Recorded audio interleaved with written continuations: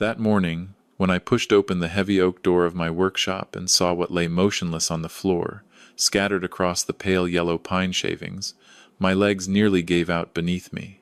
I had to grip the doorframe just to keep myself from collapsing right there. 45 years of working wood with these hands. 45 winters of snow piling up against the workshop walls in New England, and not once, in all those years, had I ever felt a cold like the one that crept slowly up my spine in that moment. If you're listening to this story right now, leave a comment telling me where you're watching from. I truly want to know who's out there, sitting with me and listening in this moment. And please, stay with me until the very end, because what I'm about to tell you isn't just a story.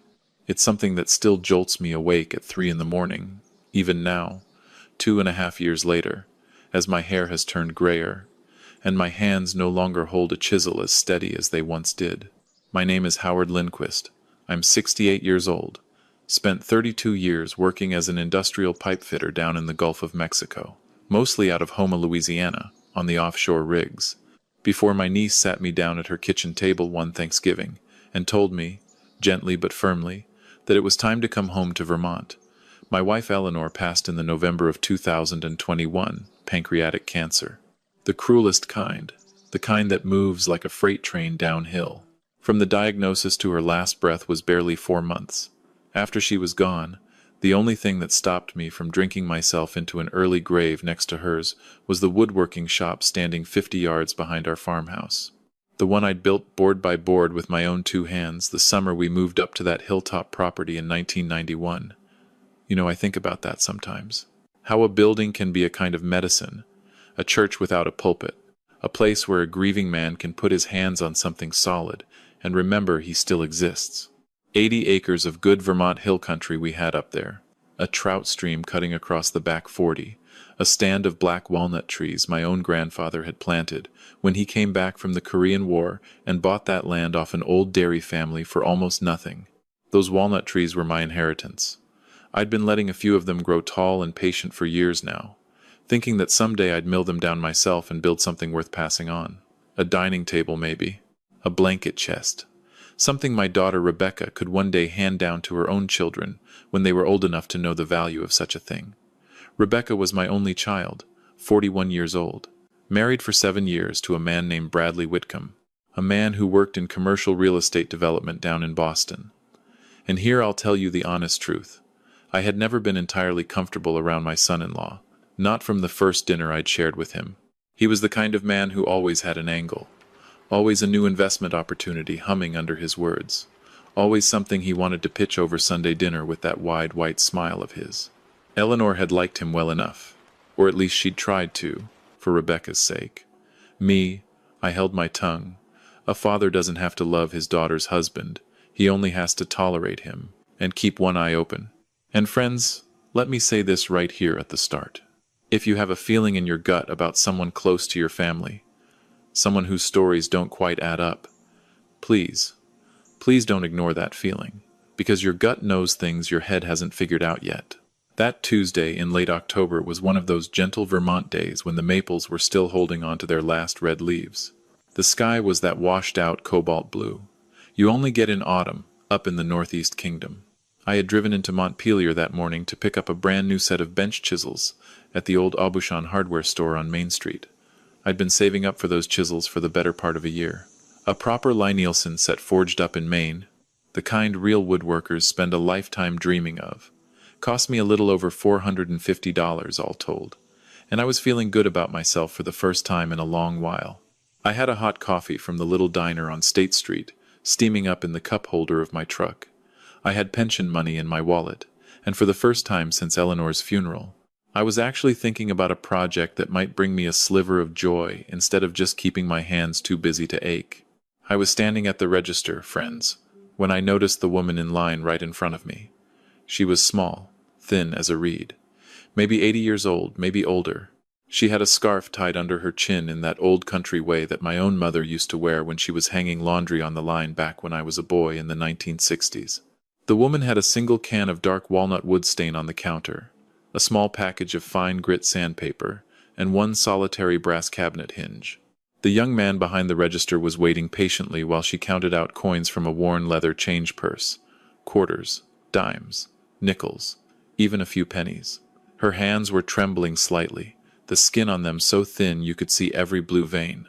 I watched her count that money out 3 separate times before she finally laid it down on the counter and looked up at the cashier with this look of quiet, awful dignity that absolutely broke my heart in two. "I'm $12 short," she whispered, so softly I could barely catch it. "I'll leave the hinge. I can come back for it next week when my Social Security comes in. And friends, I want you to listen to me carefully here." Something inside me moved before my brain even had time to catch up with it. I stepped forward, and I set my $400 set of chisels down right next to her tiny pile of supplies. "I'll get hers too, son," I said to the kid at the register. "Ring it all together, please." The old woman turned to look up at me, and I'm going to tell you something strange. The look on her face was not the look of a woman who was simply grateful. It was the look of a woman who was studying me. Reading me, maybe. Her eyes were the palest gray I have ever seen on a human being. Almost silver, like the color of frost on a window in February. And those eyes held mine for what felt like a long, long moment before she finally spoke. "You are a kind man," she said. "What is your name?" "Howard," I told her. "Howard Lindquist. From out on the old Worcester Road." "Lindquist," she repeated slowly, and she gave a small, deliberate nod, the way a person nods when something has just clicked into place. "I knew a Lindquist once, a long time ago."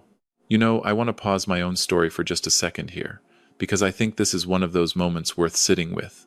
I think most of us, in our normal busy American lives, would have just paid for the chisels, taken our bag, and walked out into the parking lot without giving that old woman a second glance. We're all so rushed, aren't we? Always somewhere to be. Always our phones buzzing in our pockets. And honestly, I think if it had been any other day, I might have done exactly that. But for whatever reason, maybe because Eleanor had just been on my mind that morning, maybe because the Lord had his hand on my shoulder in some way I'll never fully understand, I stopped. I noticed her. And that one small choice, friends, that one tiny act of stopping for a stranger, changed every single thing that came after. So if you're listening tonight, and you're wondering whether the small kind thing you did at the gas station or the grocery store yesterday actually mattered, I'm here to tell you it might have mattered more than you'll ever know. Anyway, the old woman let me pay for her things. She gathered up her little brown paper bag of supplies, and she walked with me out into the chilly parking lot. And I remember being honestly surprised at how steady her step was for a woman who had looked so frail at the counter.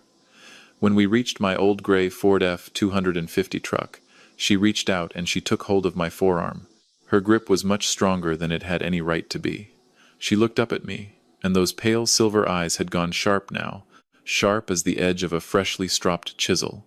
"Howard," she said, and her voice had dropped low, lower, urgent now. "Listen to me very carefully. When your daughter's husband comes to your workshop this week, and he will come before this week is out, you will let him take whatever he asks for. You will not argue with him. You will not question him. You will not raise your voice. But after he leaves, after his truck has gone back down your driveway and out onto the main road, do not sweep the wood shavings off your workshop floor. Not that night. Not until the sun comes up the next morning. Do you understand what I am telling you?" I just stared down at her. I'll be honest with you, friends. For a few seconds, I genuinely thought she must be one of those poor old souls whose minds had started to wander into the fog the way some folks do at that age. But her eyes were not foggy. They were clearer than mine, I'd wager, and they were locked onto me like a vice. "Ma'am," I said carefully, "I appreciate what you're saying, but I have to tell you, my son-in-law hasn't been up to my place in months. He doesn't have much use for an old man's wood shop, and he's a busy man with his real estate work." She squeezed my arm even harder, hard enough that her bony fingers actually hurt me through my flannel sleeve. "He will come before the week is out. You mark my words, Howard Lindquist, and when he is gone, do not touch those wood shavings until the sun rises. Promise me." Then she let go of my arm. She nodded once, and she walked away across the parking lot toward an old beige Buick Regal, the kind they don't even make anymore. I just stood there in the cold October air with my paper bag of chisels in my hand, watching her drive away, and I felt the strangest sensation crawling up the back of my neck. like somebody had just walked across my grave. You know that feeling? The one your grandmother used to call a goose walking over your tomb. That's exactly what it was. I drove home that afternoon in something of a daze. And honestly, by the time I'd unloaded my groceries and put the kettle on for tea, I'd already started telling myself the old woman had been confused, mistaken me for someone else. Lindquist isn't an uncommon name up here in northern New England. Half the families in Vermont came over from Sweden and Norway in the last century. I unloaded my chisels in the workshop. I put a pot of beef stew on the stove for supper. I watched the Bruins game that night with a cold beer in my hand and my old border collie whiskey curled up by my feet. I did not think about the old woman in the kerchief again. Not once. Not until Thursday. And here's where I want to stop and ask you something real quick. If you were me, if a perfect stranger had grabbed your arm in a parking lot and given you a warning that bizarre, would you have actually listened? Would you have remembered? Or would you have shrugged it off the way I almost did? Honestly, I think most of us would have laughed it off by Thursday morning. I know I almost did. And that's the part that still humbles me when I think back on it. Thursday afternoon around 3 o'clock, I heard a truck coming up my long gravel driveway. Not the mailman whose little Jeep I knew by sound. This was something heavier, a diesel engine. I looked out through my kitchen window, and my heart, friends, my heart sank straight down into my work boots. Because pulling up right alongside my workshop was Bradley's big jet black Dodge Ram 3500, the brand new one with the chrome grille and the long flatbed trailer hitched up behind it. And Bradley was already swinging down out of the cab, along with another fellow I had never laid eyes on before in my life. A heavy-set man in a black hooded sweatshirt pulled all the way up over his head, even though the afternoon wasn't cold enough to warrant it. I walked out the back door to meet them, wiping my hands on a shop towel. Bradley greeted me with that wide salesman's grin he always wore. "Howard, hey, tried to call you about 10 times this morning. Your phone must have been off again." "My phone's been on, Bradley," I said, my voice flatter than I meant it. "But go on. What brings you all the way up here on a Thursday?" Bradley glanced sideways at the other fellow, and then back at me. "Listen, Howard, I've got a bit of a situation.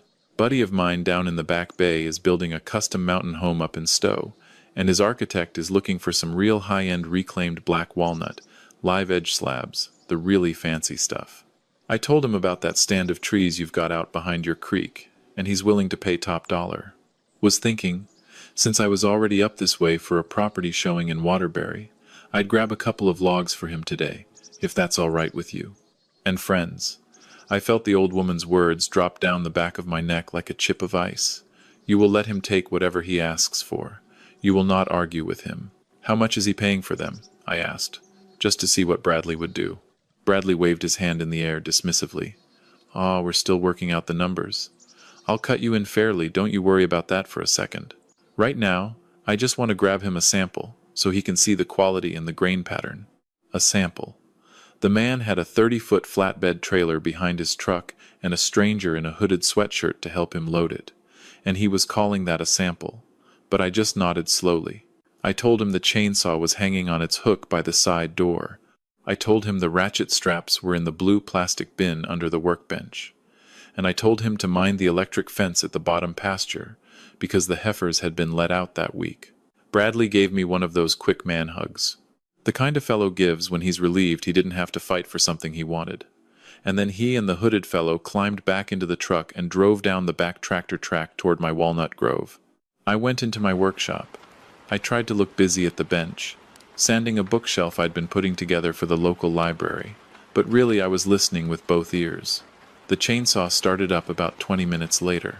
I heard it run for a long, long time. Way too long for a sample. And when they finally came back past the farmhouse 2 hours later, that flatbed was loaded down with 3 enormous walnut logs, each one as thick as a grown man's torso, and probably worth more than that brand new Dodge Ram of his. Bradley waved at me from the cab window as they passed. I waved back, my jaw tight. Then he did something strange. He pulled the truck up right alongside my workshop, and he and his hooded buddy both climbed out. "Howard, mind if we grab a quick bite from your fridge before we head back? Long drive down to the city ahead of us." "Help yourself," I said. "There's leftover stew on the stove from last night." While they were both inside my kitchen, I stood in the open doorway of my workshop, and I watched them through the kitchen window from across the yard. And friends, this is the part I want you to pay close attention to. I saw Bradley open my refrigerator. I saw him take out the pot of stew. I saw him hand it over to his buddy, but Bradley himself did not eat. Bradley walked down my hallway toward the spare back room where I kept my old steel filing cabinet. The one with all of Eleanor's medical papers, my last will and testament, the deed to the property, our bank statements going back 20 years. He was in that back room for at least 4 full minutes. Then he came back out to the kitchen, ate a quick small bowl of stew, and the two of them left in a hurry. I stood there watching his red taillights disappear back down my driveway.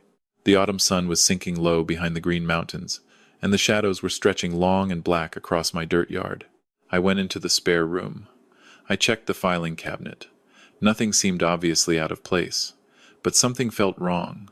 Something deep in the marrow of my old bones felt terribly, terribly wrong. And then I remembered her, the old woman in the kerchief. Do not sweep the wood shavings. I walked back out to the workshop, and I flipped on the long fluorescent overhead lights. The whole floor was covered in a fresh layer of fine pine and oak shavings from my afternoon's work. Mine. And, I now realized with a slow, icy feeling, whatever Bradley had been doing in there too, while his hooded friend was distracting me with the leftover stew. I hadn't even noticed Bradley slip into the workshop.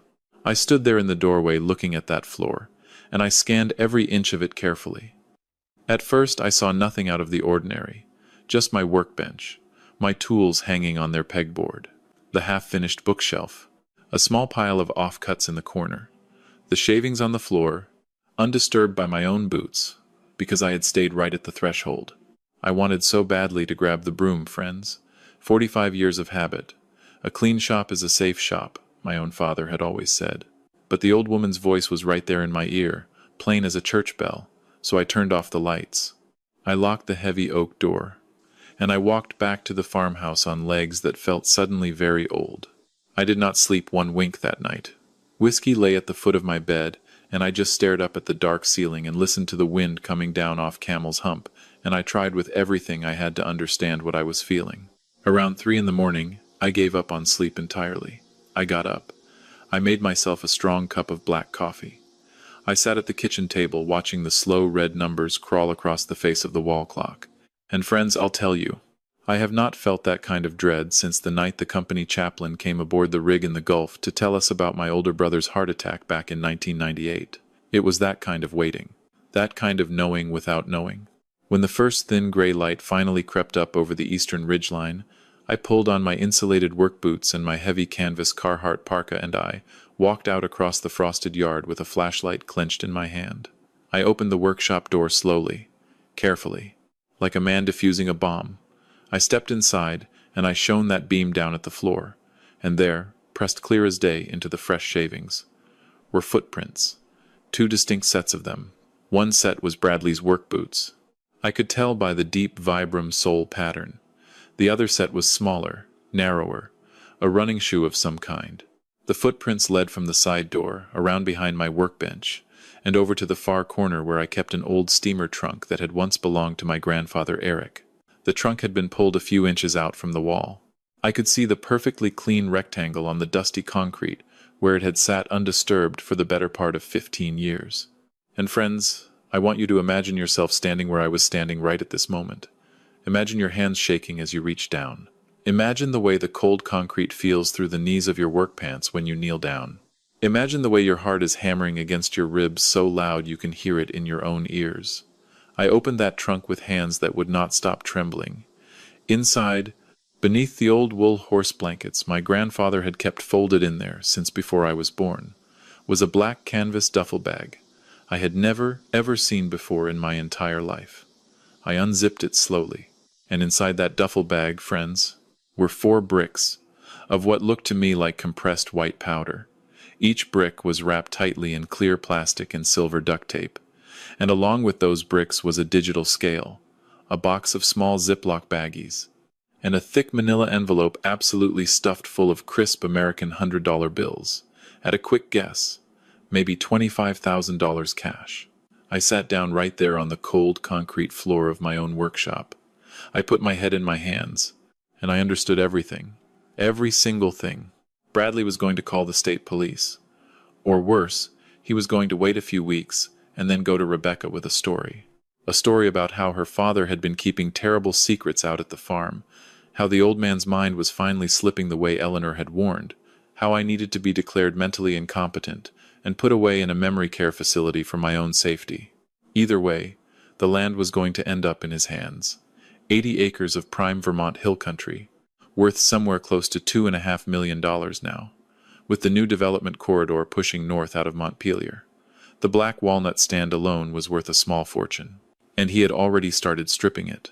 But the real prize, the trophy, was the land itself, and the easiest way to get it was to have the old man either locked up in a prison or locked up in a home. And friends, I'll tell you, if I had been a younger man, my first instinct would have been to grab my deer rifle from the gun cabinet and go drive down to Boston that very morning. But I'd had enough of violence in my life, and I knew, deep down, that the only way to win this kind of fight was with patience and paperwork. But here was the miracle. I had not swept the floor. The footprints were there, his and the other man's. The trunk had been moved. And friends, listen to this, because this is the piece that saved my life. A man who is secretly hiding his own drug stash on an old man's property would never, ever bring along a stranger to help him do it. That would be insanity. A man hides his own stash alone, in secret, with nobody else as a witness. The two sets of footprints proved that he had not been hiding. He had been planting. I took out my old flip phone, and I photographed everything from every angle. The footprints, the duffel bag, the contents of the bag, the old trunk. I took close-up pictures of the fresh saw marks where Bradley had cut my grandfather's walnut trees. The way the cuts were jagged and hasty, the way a man cuts when he doesn't actually own the wood and doesn't care about preserving it. Then I went back into the spare room and I checked that filing cabinet again, very, very carefully this time. And I found what I had missed in the dim light the night before. My last will and testament. The one Eleanor and I had drawn up together with our family attorney back in 2017. Had been replaced with a different document. Someone had taken the original right out of the folder and put a new one in its place. The new will left absolutely everything to Bradley and Rebecca jointly, and it specifically named Bradley as the sole executor and trustee of the entire estate. My own signature was forged on the bottom line, a reasonable forgery, but not a perfect one. The L in Lindquist had a little flourish I never use. I understood right then, sitting on the floor of that spare room, that this had been planned for a very long time. Months, at the very least. Maybe longer. He had been waiting like a hawk on a fence post for the right moment. He had waited until Eleanor was gone. He had waited until I was alone, isolated, deep in my grief. He had been patient, the way evil is always patient. You know, if you had told me a week earlier that my own son-in-law was capable of something like this, I would have called you a liar to your face. But that's the awful thing about evil, isn't it? It rarely arrives with horns and a pitchfork. It usually arrives with a firm handshake and a polished pair of dress shoes and a story about an investment opportunity that's just too good to pass up. And friends, if you're listening to me tonight and you have a feeling that someone in your family is putting on a long-running show, please trust that feeling. Quietly, carefully, but trust it. I drove into Montpelier that morning. I did not go straight to the state police barracks, not yet. I drove first to my attorney, Gordon McAllister, an old friend I'd known since we were both running cross-country at Spalding High School back in the 1970s. Gordon had drawn up my original will. He took one slow look at the forged document spread across his desk, and he just shook his head, very slowly, his lips pressed thin. "Howard," he said quietly, "you go home. Sit tight. Say nothing to your daughter, nothing to anybody. Let me make a few phone calls." While I was waiting in his oak-paneled office, I found myself thinking about the old woman at the hardware store. Something was nagging at the very edge of my mind, the way a half-remembered tune does. I took out my phone, and I called Gordon's receptionist, Diane, and I asked her if she could quickly look up a name for me. Any Lindquists in the central Vermont area on older property records, going back to the 1960s or 1970s. She came back about 20 minutes later with a single name written on a slip of yellow legal pad paper. Astrid Lindquist Halverson, my grandfather Eric's younger sister. She had married a man named Paul Halverson and moved up to Hardwick, Vermont, way back in 1961. I had never met her, not once in all my life. My own father had had some terrible falling out with her over something to do with the old family homestead before I was even born, and the two branches of our family had never spoken a single word to each other again. I drove up to Hardwick that very afternoon. Took me close to 2 hours up Route 14, past Calais and the back roads through Walden. I found her in a tiny green shingled bungalow on the edge of town, with a small garden and a stone walkway. And when she opened her front door, those pale silver-gray eyes met mine, and she nodded the way a person nods when they have been waiting all day for someone to arrive. "Come in, Howard," she said softly. "I'll put the kettle on for tea." Over hot black tea at her kitchen table, with the late afternoon sun slanting through the lace curtains, Aunt Astrid told me her story. In 1976, her own son, a young man named Bjorn, had come home from working on the oil platforms down in Louisiana. He'd been gone almost 4 years, came back with a pretty young wife from somewhere in Texas and his head full of glittering schemes. Bjorn had convinced his parents, Astrid and Paul, to sign over their family farm to him for what he called tax planning purposes. Within 6 short months, Bjorn and his Texas wife had sold that land out from under them, left Astrid and Paul with absolutely nothing, and moved back south to Houston. Paul died of a massive heart attack the following winter, in a rented apartment above a hardware store in Street Johnsbury. Astrid had spent every single day of the last 49 years watching for the same evil to happen to somebody else. "I saw your son-in-law in the Aubuchon hardware store on Tuesday morning," she told me, her thin hands wrapped tight around her teacup, "about an hour before you walked in, Howard. He was buying a small bottle of rat poison, a roll of duct tape, and a bag of black plastic cable ties. A man does not buy those 3 things together for honest home repairs, Howard. A man buys those 3 things together for darker purposes." And when I overheard him asking the cashier whether anyone had seen old Howard Lindquist in town lately, whether the old man was still living alone out on the Worcester Road, well, I followed him out to the parking lot. I memorized the license plate of his Dodge truck, and I looked your name up in the county phone book that very afternoon. I had been planning to drive out to your farm Wednesday morning, regardless of the trouble it might cause an old woman my age. But then, there you were, standing right behind me in line, paying for my stain and my hinge with your own pension money. And I thought to myself, the good Lord has put this man in my path tonight for a reason, and that reason is that this time I get to stop it. She reached across that little oak kitchen table, and she took both my hands in both of hers. Her hands were as soft and as thin as old onion skin. I could not save my own husband, Howard. I could not save my own farm. I could not save my own son from himself. But by God in heaven, I could save yours. I could at least do that one thing. I sat at her kitchen table, and I cried. Friends, I just put my face down on my arm and I cried. The first real cry I had cried since the day we lowered Eleanor's casket into the cold November ground.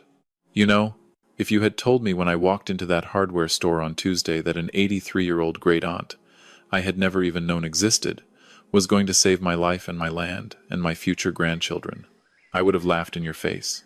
But that's how the Lord works sometimes, isn't it? He sends his messengers in the form of little old ladies with $12 missing from their change purses. He doesn't send angels with flaming swords. He sends people. Ordinary, broken, beautiful people. And our job, friends, is just to be paying enough attention to recognize them when they cross our path. I drove down to the Vermont State Police Barracks in Berlin that very evening. I gave them the photographs. I gave them the duffel bag and its contents in a sealed paper grocery bag. I gave them the forged will. I gave them a written statement that took me close to 4 hours to type out on the detective's old computer. They told me to drive home, to act perfectly normal, to say absolutely nothing to Rebecca, to let them do their work. It took the state police and the DEA about 13 days. On the 14th day, they arrested Bradley Whitcomb in the parking lot of his Boston office tower at lunch hour. They found the rest of his operation in a rented storage unit out in Revere, Massachusetts. Cocaine, mostly, with some fentanyl mixed in, which is the part that still keeps me awake at 3 in the morning sometimes, because that is the poison that's killing our young people across this whole country, from the coal towns of West Virginia, to the small farms of Iowa, to the fishing villages of Maine, and to think it was passing through my own family. Bradley was charged with trafficking, possession with intent to distribute, forgery, fraud, identity theft, and attempted murder. The attempted murder charge came from a detailed plan they found saved on his laptop computer. A document in which he had laid out, step by step, his intention to slowly poison me with rat poison mixed into homemade casseroles he would deliver around the Thanksgiving and Christmas holidays. Make it look like a simple heart attack on a snowy December morning. His friend in the hooded sweatshirt, a man named Donovan Pruitt, was picked up 2 days later trying to cross into Quebec at the Highgate Springs port of entry. Rebecca came out to the farm the day after the arrest. She was absolutely wrecked. 28 weeks pregnant with her first child, my first grandchild, and her husband was now sitting in a county jail cell, and her whole life had collapsed in a single afternoon. She sat at my old pine kitchen table, and she sobbed in a way I had not heard her sob since she was 4 years old and had fallen off the playground swing at school. And I held her, friends. I held her the same way I had held her on that swing set day so many decades ago.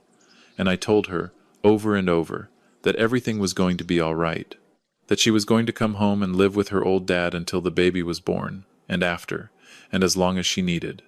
And that's exactly what she did. My grandson was born in late January of that year. We named him Henrik, after my own father. He's 2.5 years old now, bright-eyed, sharp-witted, with his mother's stubborn chin, and his great-grandmother Eleanor's quiet laugh. He toddles out to the workshop with me every single afternoon after his nap, and he sits on a tiny pine stool I built him, with his own name carved on the underside. And he watches me plane and joint the black walnut boards. I milled myself from those 3 logs the state police eventually returned to me after the trial was over. I am building him a blanket chest, friends. Hand-cut dovetails, brass hinges. I'm carving his name and his birth date into the lid in old-style script. Someday, when he's a man, I want him to open that chest and remember his grandfather. And remember that the wood came from trees his great-great-grandfather planted with his own hands 70 years ago. Rebecca filed for divorce while Bradley was awaiting trial. He took a plea deal in the end and won't be eligible for parole until Henrik is already in college. We don't talk about him much around the supper table. Some things you just have to leave behind in order to walk forward into the light. And friends, if you've ever had to leave a person you loved behind because they revealed themselves to be someone other than who they pretended to be, I want you to know it's okay to grieve that loss. It's a real loss. You're not just grieving the person. You're grieving the version of them you thought you knew. Aunt Astrid passed away last spring, peacefully, in her own bed up in Hardwick, with her cat sleeping curled up on her quilt.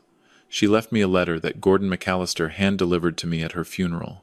In that letter, she wrote that holding little Henrik in her arms at her 90th birthday party in March was the happiest day of her life since the day her husband Paul had died 49 winters before.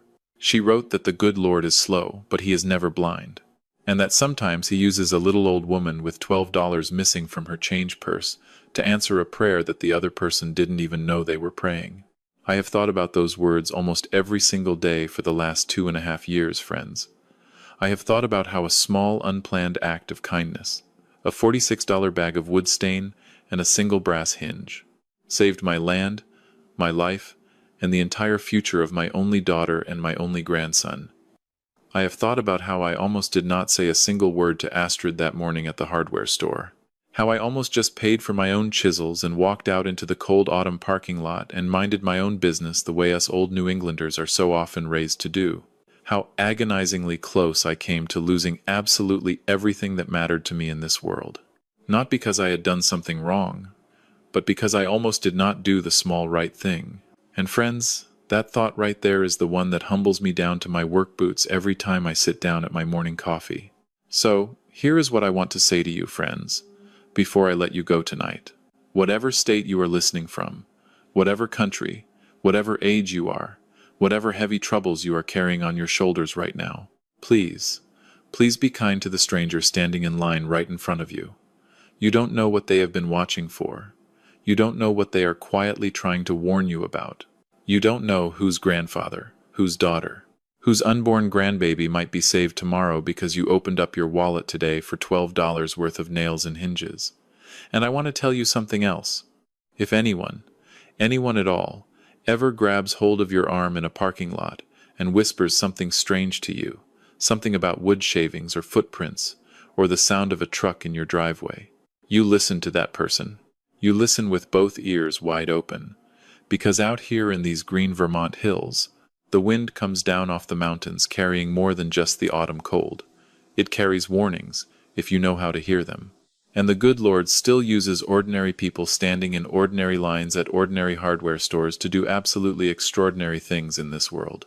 And I want to share one piece of practical advice with you, my American friends, because this story isn't just a story, it's a warning that sits right in our own backyard. If you are over the age of 60 in this country, please update your last will and testament every single year and store it with a trusted attorney, not in a filing cabinet at home. Keep a copy in a bank safety deposit box. Most states, including Vermont, allow you to file an authenticated copy with the probate court for a small fee. If you suspect elder financial abuse, you can call the National Adult Protective Services Hotline or your local area agency on aging. There are also state-level elder fraud units. In Vermont, we have one operating right out of the Attorney General's office in Montpelier. The mistake most folks make is thinking that family members would never ever do this kind of thing. The truth is, the FBI reports that elder financial fraud costs American seniors close to $30 billion every single year, and the perpetrator is most often somebody in the immediate family. So lock your will down, watch your accounts, trust your gut, and if your gut is screaming at you about somebody close to you, believe it. This whole experience taught me that real evil never wears a costume. It wears a polite smile and brings you a six-pack of beer at Thanksgiving. The mistake most of us make is assuming that the people closest to us could never betray us. Ask yourself this honest question tonight, before you go to bed. Is there someone in your life whose stories don't quite line up? Whose generosity always seems to come with strings attached? Whose interest in your finances feels just a little bit too keen? If your answer is yes, please do something tomorrow. Call your attorney. Call your sister. Call somebody you trust. Don't wait. Don't be polite about it. Be brave for yourself, the way Aunt Astrid was brave for me. If you're listening tonight, and you're feeling alone the way I felt alone after Eleanor passed, I want you to know that loneliness is not a permanent condition. Help can arrive in the most unexpected forms, from the most unexpected people, at the most unexpected moments. If you're listening, and you've lost someone recently, and you're wondering whether the world still has any kindness left in it for an old grieving heart, I'm here to tell you it does. If you're listening, and you've got a bad feeling in your gut about somebody close to your family, please don't shrug it off the way I almost shrugged off Astrid's warning. If you're listening, and you've ever been the person who made the small act of kindness for a stranger, I want you to know it might have rippled out farther than you can possibly imagine. If you're listening, and you've ever been the stranger who received that kindness, pay it forward when your turn comes. If you're listening from a small town the way I am, where everyone knows your last name going back 3 generations, lean into that community. They are your safety net. And finally, if you're listening, and you have the chance to talk to your own elderly parent or grandparent this week, please do it. Tell them you love them. Look at their will. Look at their bank statements. Be the angel they didn't even know to pray for. Henrik is calling for me from the back porch right now, friends. I can hear his little voice through the screen door. He wants to come out and see what his grandpa Howard is building today. So I'm going to set down this phone now, and I'm going to go to him. And I'm going to lift him up onto his little carved pine stool. And I'm going to show him the way the morning sunlight catches the deep brown grain of the walnut wood, the way it glows almost copper-colored when you turn it just right.